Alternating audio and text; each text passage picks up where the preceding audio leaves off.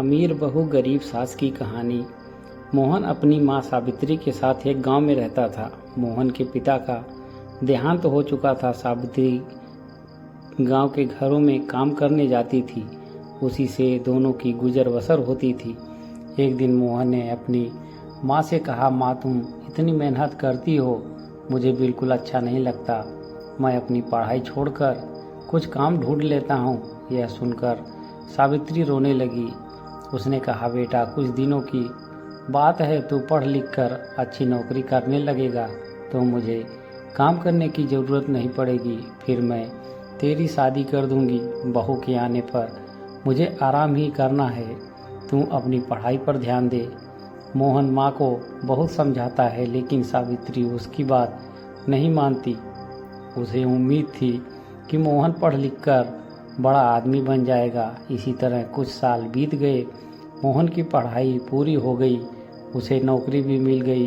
एक दिन मोहन घर आया और उसने अपनी माँ से कहा, माँ अब मैं तुम्हें अब काम पर जाने की कोई ज़रूरत नहीं है, मेरी बहुत अच्छी नौकरी लग गई है, अब तुम आराम करो। सावित्री उसकी बात मानकर काम छोड़ देती है।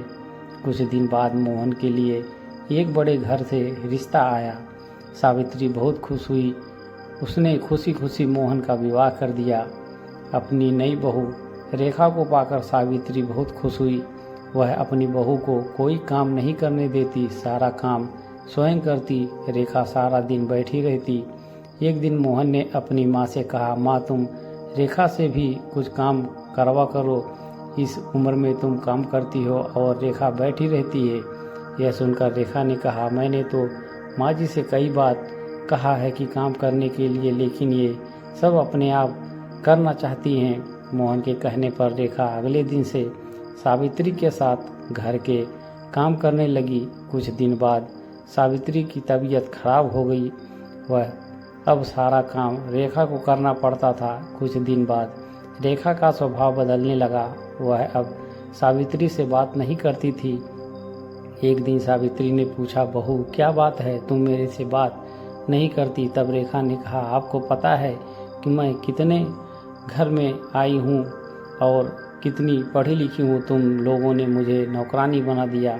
यह सुनकर सावित्री ने कहा, बहू कुछ दिन की बात है, मैं ठीक हो जाऊँगी, उसके बाद मैं सारा काम कर लूँगी, लेकिन अभी तो मैं बिस्तर से उठ भी नहीं पा रही हूँ।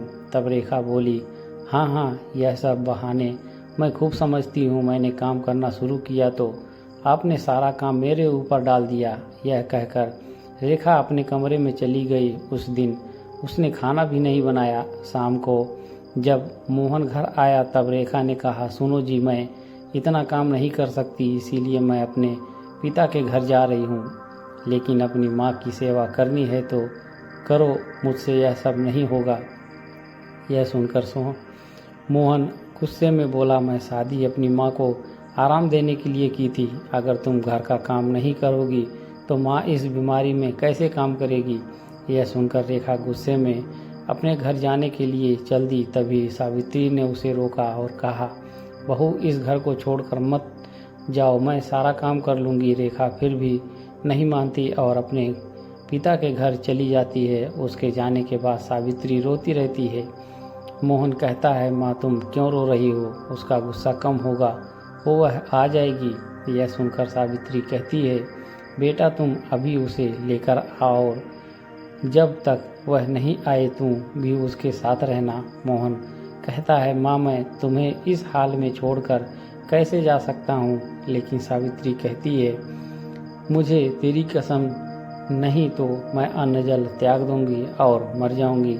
सावित्री की जिद के आगे मोहन हार जाता है और रेखा को लेने उसके घर पहुंच जाता है।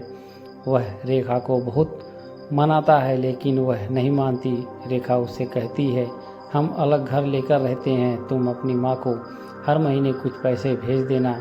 मोहन बेगम से उसकी बात मान लेता है और रेखा के साथ अलग मकान में रहने लगता है। उधर सावित्री अकेली रह जाती है। वह अकेली में बैठी बैठी अपने मोहन को याद कर करके रोती रहती है। एक दिन सावित्री के घर पर कोई दरवाज़ा खटखटाया। सावित्री दरवाज़ा खोलती है तो देखती है सामने रेखा का भाई राजेश अपनी पत्नी के साथ खड़ा था। वे दोनों अंदर जाकर सावित्री से पूछते हैं, माँ जी दीदी कहाँ है? सावित्री उसे सारी बात बता देती है। यह सुनकर राजेश कहता है, माँ जी मैं सोच भी नहीं सकता था मेरी बहन ऐसा करेगी। मैं तो अपनी पत्नी के साथ शहर में रहता हूँ। आज दीदी से मिलने का मन हुआ तो यहाँ चला आया और इतनी बड़ी बात मेरे माता पिता ने भी मुझे नहीं बताई। यह कहकर वह चला गया। कुछ दिन बाद रेखा अपने पिता के घर जाती है।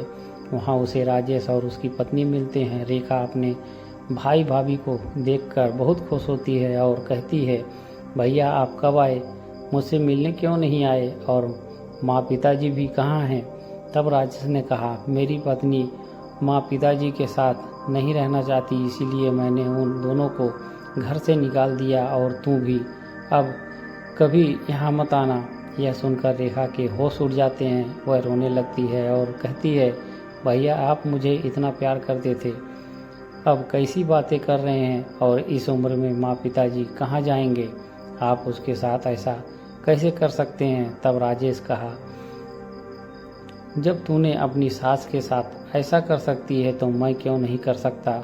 मैं भी तो तेरा भाई हूँ। यह सुनकर रेखा को अपने किए पर बहुत पछतावा होता है। वह भागकर अपने घर पहुँच जाती है और मोहन के पैरों में गिर जाती है। मोहन के पूछने पर वह सारी बात उसे बता देती है और कहती है, मुझे माफ़ कर दो, मैं और माँ जी के पास ले चलो और मैं उनसे माफ़ी मांग लूँगी। मेरे किए की सज़ा मेरे माता पिता को भुगतनी पड़ रही है, जाने में किस हाल में होंगे। मोहन रेखा को लेकर अपने घर पहुंच जाता है। घर में घुसते ही रेखा सावित्री को पैरों में गिर जाती है और अपने किए व्यवहार के लिए माफ़ी मांगती है। तभी दूसरे कमरे से राजेश और अपनी पत्नी और माता पिता के साथ बाहर आता है। उसे देखकर रेखा रोने लगती है। तब राजेश उसे बताता है, उससे माता पिता को छुपा दिया था ताकि उसे तुम्हें तेरी गलती का एहसास हो चुके। राजेश के माता पिता भी सावित्री से माफ़ी मांगते हैं। इस तरह मोहन, रेखा और सावित्री तीनों खुशी खुशी रहने लगते हैं। दोस्तों कहानी पसंद आया हो तो वीडियो को लाइक करें और चैनल को सब्सक्राइब करें। आप सभी का धन्यवाद।